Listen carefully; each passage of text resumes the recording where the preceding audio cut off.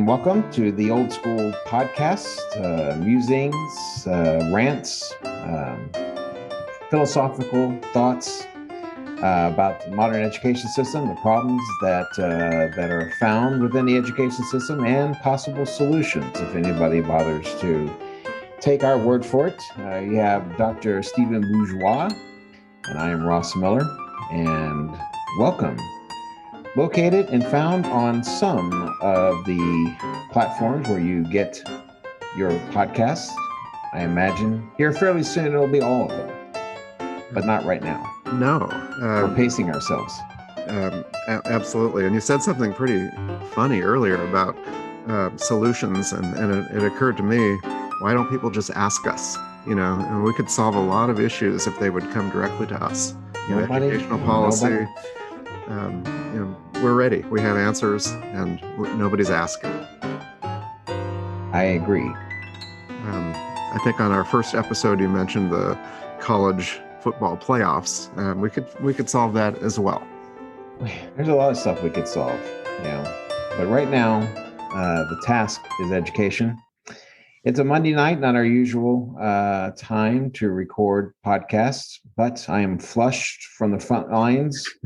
I have seen the beast and is within us, and I have wrestled with my inner demon today to try to educate America's youngsters. So I'm feeling match fit at the moment. So this is what they do to you, because I can see the lines on your face, and you're looking older here, Miller, quite frankly. Well, I told you, it's this kind of Charlie Rose-like kind of scene I got going on here with a black background.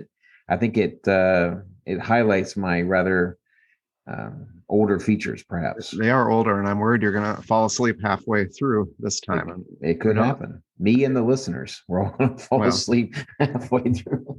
It could happen exactly the same moment. What are we talking about, Ross? We're talking about some of the wonderful get to know you, break the ice kind of things that happen at the beginning of the school year. Actually, before the actual students arrive, it's when the teachers initially arrive. And some of the things that are found within, some of the things that it is, some of the ways that it could be. That's the topic for today. Why don't you start us off talking about, you have already expressed here, and we have expressed in other ways, talking about meetings, about the particular problems with these kinds of things. But let's talk specifically about this kind of thing. What is your beef? Or do you have a beef? Oh, I do, a big one. I mean, back to when I was teaching, I didn't look forward to the summer training. And once I started the training, I looked forward to it even less. And by the end of that week, every time I drove by the district office, I thought, I'm going to turn in my resignation now and get over it. I can't do another day of this. And I'm not exaggerating. I never use hyperbole ever. But I think that I guess it doesn't feel authentic when they try to do these get to know you things. Often they'll ask you to tell something to the group about you that they don't already know, and first of all, that's none of their business. If I chose to tell them, I would have, but they set up a structure often, like maybe you walk around the room like you're at a cocktail party or something, and you try to find somebody who went on the same vacation place as you did or something like that. Have you encountered something like that? I have encountered something like that, but I would ask you this, though. I mean, you consider that a principal, a school leader, has got to do something at the onset of the very first coming together after a summer break. And he's already, or she's already dealing with a crowd that may or may not want to be there. It's not that they don't want to be there necessarily, but they're just coming back from the vacation. They may still have the tan lines from the Hawaiian vacation or whatever the case may be. Mentally, they may be there, but spiritually, perhaps not yet. And I will say that usually it is not until the students come back that the rush begins, that I get excited again. It is not, the things that you're talking about. So I guess my question would be, what do you expect a school leader to do in lieu of some of the things that you've been subjected to? There definitely has to be some getting to know, the new people, particularly because there are new people. A simple way would just be to have them introduce yourself and then start getting right to business. But something about it feels disingenuous, and that always bothers me because I'm uncomfortable and I don't like, I'm not happy. And so I just wonder if everybody else is actually into the activities and loves it and finds it funny. I'm kind of inwardly cringing and trying not to show it. Um, but then when they come to me, I'm a teacher pleaser. And so I'll tell my little story about what I did over the summer, and I don't lie even. I just Right. tell it. And then I feel like I have to wash when I get home because I compromise my integrity at that moment. By being friendly? It wasn't, no, it's actually pretending to be friendly because the truth is, Oh, I mean, I'll get to know these teachers in my own way. I'm very sociable, and I think having those connections naturally rather than in a artificial way. I mean, we met, you and I, at a professional development, but I think yes. we talked outside very quickly, but not, we didn't have a get to know you session where we asked, about your family and what color of eyes your grandmother had or something. We had a real conversation. My mother had an abortion. So I'm worried about doing this in the evening, Miller. Uh, Is this kind of thing you're worried about people volunteering? I think so. But How was your summer? Well, there's kinkles and, I just, the rheumatoid arthritis is just acting up. You know what I mean. Maybe you don't. I don't, but it's to me, it's a downer, and yeah, everybody wants to get into their classroom and work, but it's good to Yeah. see each other. And I guess, why not just give the grown-up teachers a chance to mingle? It's a real great activity. It's, hey, talk to each other, and we have some food, some refreshments. Just hang out for a little bit, and maybe talk to somebody you haven't met before. To me, Perhaps a that's a good piano activity. player, perhaps a piano player in the corner. Well, that always makes it better. And Yes. um, yeah, and if we could have adult beverages, it would make it even better. But maybe do it off-site, that part of it. But that's my suggestion: is yes, do it, but don't do these little pretend conversations, which I think are, you really, it masks who somebody is. You really can't get to know somebody because they're almost reading from a script at that point. Do you think it creates a false atmosphere going forward, or do you think it prevents people from getting to know each other organically later on? This kind of faux Mm-hmm. camaraderie, everyone pull together, tell each other what we did over the summer, kind of a thing. I mean, the more I think about it, this could just be my own individual psychosis. I don't like meeting new people or exposing things that are even halfway personal. But I guess my gripe is that they are asking for things personal, even if it's a little bit. Right. For example, I mean, we've had little personality tests, and I guess that's a great icebreaker. For everybody to take a little survey, and they're quite detailed, and eventually you have a color. Do you remember what your color was? I don't recall taking this kind of test. Did we do it at our We shared? did. I don't Damn it. know. I don't remember. I think I blocked it out like a lot of trauma, but I remember the color green, and I don't know what that meant.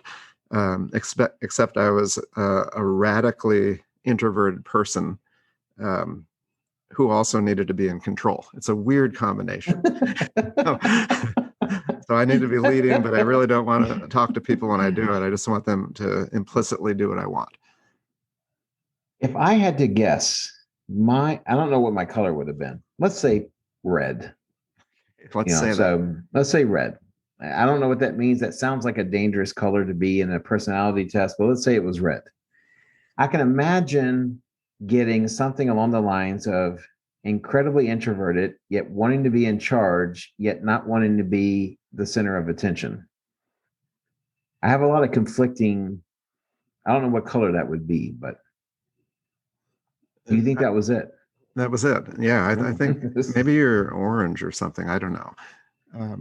But what do you do with that information? I mean, it's certainly not your leadership style because you lead in a way that has nothing to do with your color. The idea is that, oh, now you understand the relative strengths and how to talk to each other, but I forgot all the people who were green, and if somebody else was green, like I was green, I didn't trust them. I thought, they're not really green. Right. Throughout the rest of the year, I see him in the hall, and no, that guy's, you're not green. That was a farce. You lied. You know Right. you're not that way. You didn't answer those questions truthfully. Yeah, and I think part of it is like you look at it and you say to yourself, okay, well, the school leader has got to put something together, and it could be something perhaps more pleasantly along the lines that you suggested, perhaps an offsite gathering, a mingling of folks. I think the kind of the litmus test for what you do and what you don't do is if the exercise doesn't stick with you past 10 seconds after you left the room, perhaps that's not where you want to go with it. You want something that's going to stick. You want something that's going to mean something later on. Now, a lot of principals nowadays that they have I don't know if a lot of them, but some principals nowadays have like a theme they want to emphasize for the year. And the idea of it could be anything. It could be something that kind of hit the principal over the summer, something they thought about, something that's in response to what happened the year before or what they expect to happen this year, but something that could be a galvanizing force and something that can be referred to and repeated and revisited multiple times throughout the year. Okay, so not organic, but again, something that's supposed to last longer than just the first day of everyone coming back together. Do you see that as being something that's either functional, can have a purpose to it? I don't believe it, because I've been to as many of those as you have. We're Right. probably about equal at this point. And I don't remember taking anything beyond the 10 seconds except for that green thing, and it bothers me that other people were green. But no, I don't believe you can do something like that to be effective.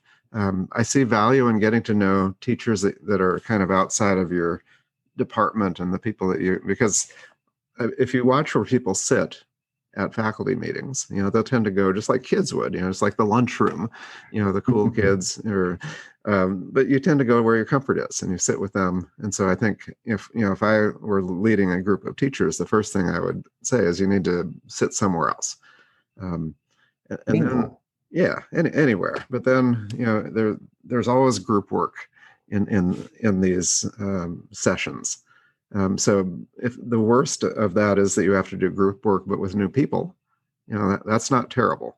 But I don't know how you can cast a mission and vision with something that's a little bit cliche. So something about it still bothers me. I'm not satisfied.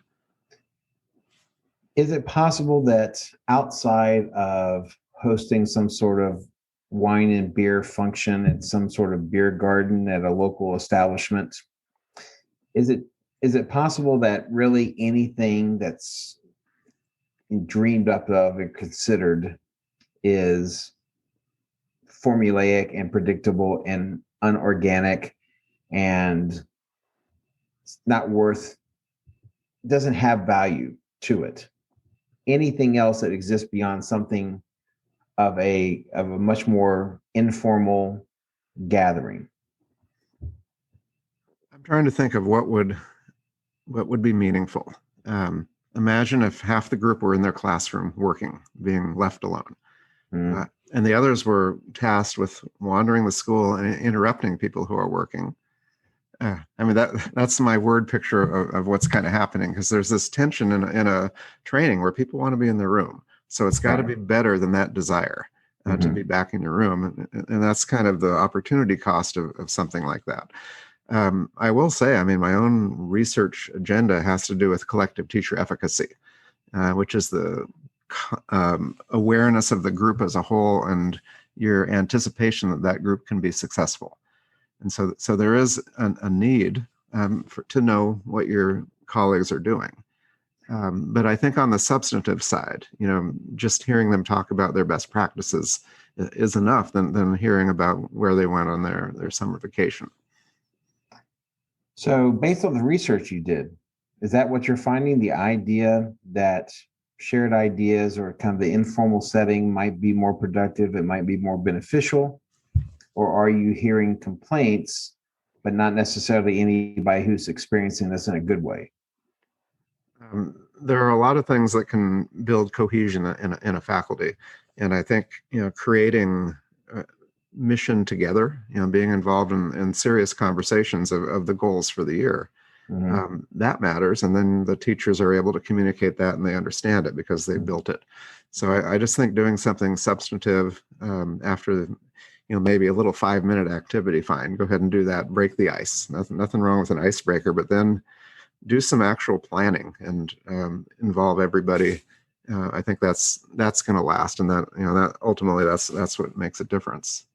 Maybe something where you have a bunch of groups representing different departments all coming together, and maybe they have to create some sort of project or lesson plan that incorporates some element of all of their disciplines. Could you see value in that for perhaps? Yeah, the part that, because it's real. And I guess that, or you could put that group together and have them, give them toothpicks or popsicles and build something. Right. They're learning little things about being in a group, but not really getting to know each other beyond something that's a little bit silly. But perhaps they are, because I think you and I have talked about before that it's problematic that that we have departments, because what it does is it compartmentalizes not just the subject, but it compartmentalizes the thinking. And if you had a means by which, an English person, a social studies person, science, math, music, whatever the case may be, if they were all kind of working together, then you have the opportunity to see what different thinking and what different problem solving looks like. And maybe there's value in that. Maybe there's value in learning something about somebody else at that level that's perhaps more substantive, perhaps more rewarding, but not only that, something that you could then use later on down the road in your own classroom. See, and I think you're getting warmer now. That's kind of what I'm getting at, because the personal stuff, that's great just to break the ice, but maybe the faculty doesn't know that you have some extra expertise outside of teaching history. Right. And how are they going to find out? This is a good time for that. I teach German, that's my subject, but how many other German or speakers are there in there? That would be interesting. Who is just fascinated with history and has a lot of knowledge. You'd want to know that. And there's no venue for that to come out. So perhaps this is the opportunity, and the opportunity to call on intelligences that we may not readily be able to use or share. And so it is kind of a get to know you, but on a kind of deeper, more practical, more organic sort of way. I think we're getting there. I think that's pretty good. What about doing book studies? Because often a principal and they read a lot of things, but sometimes they get taken by a text, and they say, and the idea comes to them, why don't we do a book study with this book that I find important? You've sat through a lot of those. How do those work? They don't. And it's not because of the activity itself, but I think increasingly you and I are odd ducks. Odd ducks? In the sense that we love to read. And I think increasingly people are less and less inclined to read, certainly substantive material, And so I think one, you're dealing with folks who, especially the younger folks, and I don't mean to kind of to lump into all one category, all of my younger colleagues, my younger brothers and sisters in the field, but there is kind of this. It seems like there's this increasing reluctance to read, and when you're talking about reading, it's time consuming and it's a time commitment, and that is also something that tends to drive people away. I think that there's a cadre within every staff of folks who are inclined to do this, but I don't think it's widespread. And it's possible that you're going to, just like high school kids who don't read their lesson, or read the book, if there's a Cliff Notes version, the teachers will ask for that. But Yes. I just wonder what percentage are prepared for that conversation. And it's very much like students. And we've led all kinds of discussions with students. And occasionally we have a good conversation with one or two, and the rest are just an audience. And that's my experience with book studies of faculty as well. I will tell you about it in a kind of more of a microcosm. When I started becoming a department chair, yeah, what I started to do is that we would have a handful of meetings throughout the year. And so usually like a month out, I would send a professional article, something that spoke to, good gracious, that was loud. Something that spoke to some element of the field, some element of historiography, that sort of thing. And the idea would be that at some point after we got done with whatever business I had to dispense with, then we could kind of launch into this more informal kind of conversation about what people thought about the article. The article may have been 10 pages, maybe less, or whatever the case may be. And I think the reluctance I got from that, and what happens is you get the same dynamics as in the classroom. You got a couple of folks that read, you got a couple of folks that want everyone to think that they read, and then everyone else is pretty much just quiet. And it's, I guess I assumed that everybody would be as interested in talking and reading about this as I would. And I learned a very painful lesson that indeed that was not the case. Now I kept it going for a while, but then after a while, it's like, well, it's a exercise in futility, and they're getting tired of hearing me talk about this. And so I'm saying anyone, any idea, anything you came, any personal experiences from your teaching profession that kind of correlates with what was said in the article. Crickets, that sort of thing. So it would be great if we could do it. I just don't see how plausible it is. Well, there's something, Mr. Miller, that you may not be aware of, but there's a school, a very small private school in Kansas, and I won't give away the city, that has read a lot of the things that I published, some articles, but they've also read our piece on teaching as entertainment, and so it's part of their professional learning, and everybody reads it, and they talk about it, but not just in one sitting, but an extended series of conversations. And so I would argue that reading our work is absolutely appropriate in schools, and we would encourage that. Certainly. Yeah, why not? Well, why not? Let's start making some money here. Well, let's start pounding the pavement. Maybe we have a future here with these ideas. Well, I hope so. And as a business person, imagine if these schools could do a book study with the authors, because we're available. We have time. We're available. I like Kansas. I'd love to go to Kansas. You've been there before, I know. My beautiful bride is from the state of Kansas. There you go. So we could combine it with a trip to visit your in-laws. As it were, sure. Or catch a Royals game. So it's baseball season, You've been known to go to a baseball game. I have. Yes, sure.